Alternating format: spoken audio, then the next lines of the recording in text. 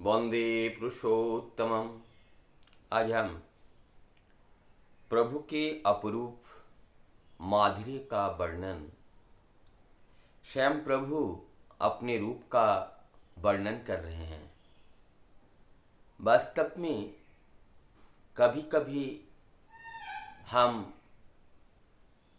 अपने रूप से ओतप्रोत होकर काफ़ी प्रभावित होते हैं। आज परम पुरुष जिन्होंने इस जगत को सृजन किया, स्वयं का जो रूप है, उस रूप का आस्वादन उनको इससे पहले कभी नहीं मिला। वो सोचते हैं राधिका की बात, सोचते हैं गोपियों की बात, सोचते हैं सारे भक्त की बात।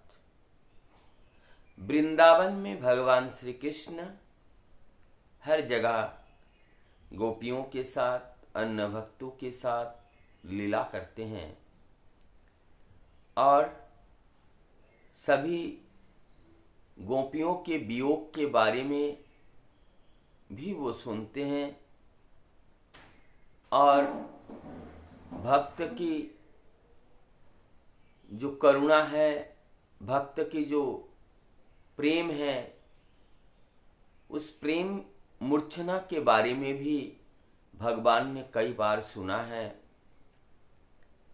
ये भी सुने हैं भगवान के लिए भक्त पागल हो जाते हैं, भगवान के लिए भक्त अपने जीवन को भी नौसवार कर देते हैं। लेकिन इसके पीछे क्या राज है, क्या इतना आकर्षण है? स्वयं प्रभु आज स्वयं के रूप निहारते हुए इस बात का वर्णन कर रहे हैं। भगवान श्री कृष्ण जी कहते हैं, जब एक फिटकरी के जो आईना की तरह साफ जगह पर खड़े होकर अपने रूप को निहारते हैं, रूप को देखते देखते उस फोटो के अंदर, उस परछाई के अंदर, उस दर्पण रूपी फिटकरी के अंदर वो जो प्रभु का आकृति बना है, उसमें से ज्योति निकल रही है, उसमें से एक आकर्षण निकल रही है। और जिस ज्योति को देखकर, जिस आभा को देखकर मन यानी पागल हो जा रहा है। प्रभु स्वयं कहते हैं, शायद राधिका इस आनंद का उपभोग करने के लिए वो इसी में ही समाहित हो गई। उस सौंदर्य, उस लावण्य को देखकर प्रभु स्वयं अपने आप को रोक नहीं पा रहे हैं। प्रभु जी कह रहे हैं, मुझे आप राधिका की तरह इस स्वाद को चखना पड़ेगा।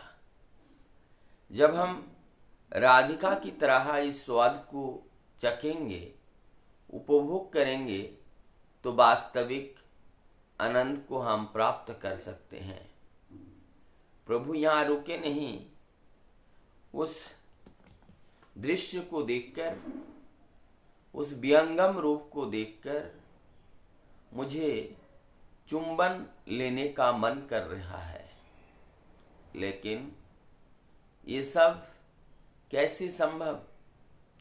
अर्थात विश्व के पिता, विश्व जगत के सृष्टिकर्ता आज स्वयं अपने जो रूप है, उस रूप का आनंद लेते हुए, उस रूप को निहारते हुए आज स्वयं भी सूझबूझ खो बैठे हैं।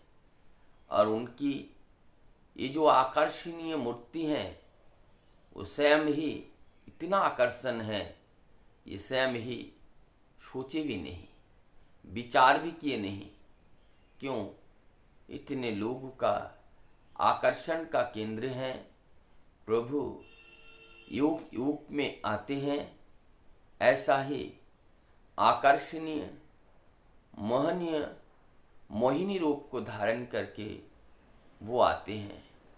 अर्थात उनका ये दिव्यता, उनका ये कांति, उनका ये सौंदर्यता, उनका ये आकर्षणीयता, उनका ये प्रभाव, ये सब जगत से एक अलग रमणीय होता है, जो लोग भक्त के मन इस दुनिया में रमण करने के लिए लगातार ललायित रहते हैं। ऐसी छटा, ऐसे अपने जो प्रकाश हैं, ज्योति हैं, प्रभा है, और उस ज्योति को आज प्रभु स्वयं निहार रहे हैं। और निहारते निहारते यही बात उनके मन में आया कि इसको अगर निहारने की ज़रूरत है, इसको अगर हम जानना चाहते हैं तो हमें गोपी बनना पड़ेगा, अर्थात हमें प्रेम करना पड़ेगा। ये जो मैसेज है, इस मैसेज हम सभी जगतवासियों के लिए बहुत बड़ा मैसेज है। प्रत्येक देह में प्रभु है और उस प्रभु को निहारना पड़ेगा, प्रभु को देखना पड़ेगा, प्रभु को जानना पड़ेगा। जब हम उस प्रभु को देखकर उस प्रभु से प्यार करेंगे, उस प्रभु से चुंबन करेंगे, तभी वो सुप्त अवस्था को त्याग कर वो चैतन्य अवस्था में आ जाते हैं। तभी हमारा जीवन का कल्याण होता है। ये परम दयाल श्री ठाकुर जी भी यही बात कहते हैं, जो प्रत्येक जीव में वो शिव हैं, अर्थात प्रत्येक जीव के अंदर वो आनंदमयी चैतन्य दिव्य मूर्ति, वो दिव्य निराकार रूप में वो विद्यमान रहते हैं। इस देह अर्थात भौतिक देह के माध्यम से उस ईश्वरीय सत्ता का दर्शन करना मानव जीवन का मूल उद्देश्य होता है। आइए आज प्रभु के उस आह्वान को, प्रभु के उस इशारा को स्वीकार करते हुए हम सभी अपने अंदर ही उस प्रभु का दर्शन करें, साक्षात्कार करें, आत्मदर्शन करें, जिससे हम आत्मज्ञानी बन सकते हैं। आत्मा दर्शन करना ही परमात्मा का दर्शन होता है। जब तक आत्मदर्शन नहीं होते हैं, तब तक परमात्मा का दर्शन संभव नहीं होता है।